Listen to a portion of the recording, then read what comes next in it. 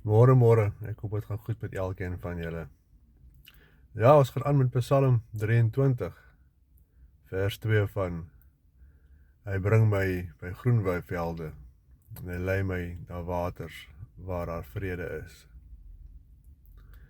En dit is net die Here wat daardie mag en krag het om jou te laat rus in groen weivelde en jou te neem na waters waar daar vrede is.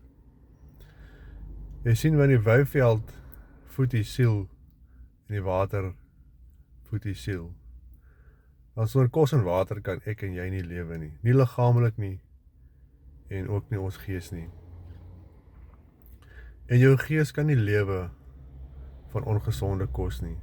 Jou gees kan nie lewe van kos wat kom van risie af en plekke waar daar nie vrede is nie. En jou gees kan nie lewe van water wat onsuiwer is nie.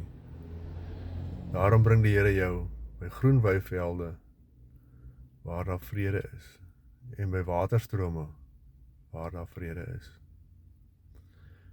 En totale vrede kan jy net in God, Christus Jesus, die almagtige Here vind, want hy is die enigste lewende God wat vir my en vir jou kan bied.